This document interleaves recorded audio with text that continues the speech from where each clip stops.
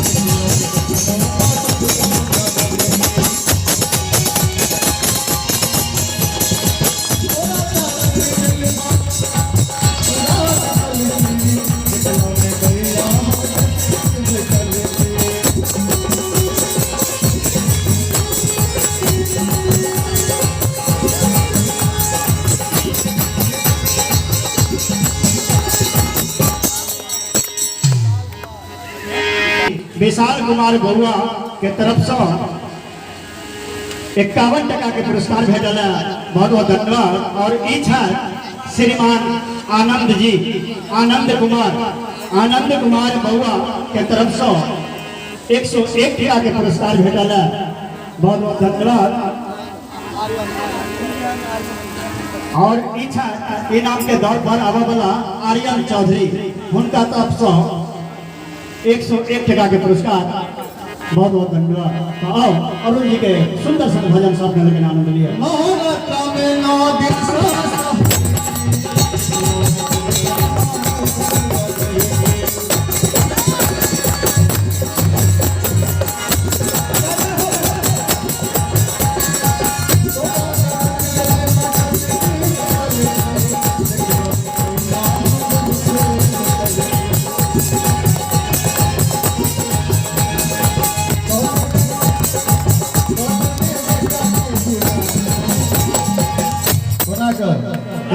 हाथ उठा कर जयकारा के साथ चलो हाथ उठा से डालिया। अरे भैया खाइए कि नहीं पीने कोई आवाज नहीं करें, कभी जोर से बोले जाए जय बेटा के कोटे तू दूल्हा, बेटा के कोटे तू दूल्हा।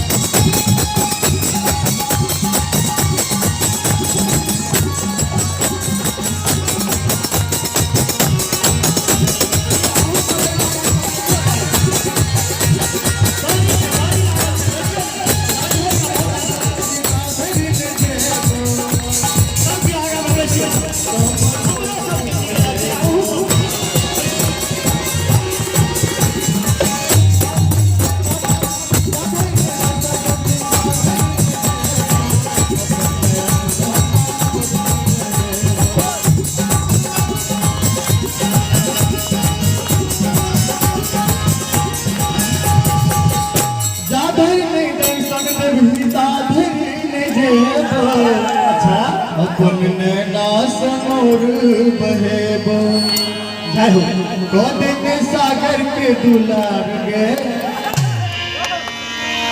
गोदे में सागर के दुलार गे। सवाल में शेरावाली मैया की गोदे में सागर के दुलार।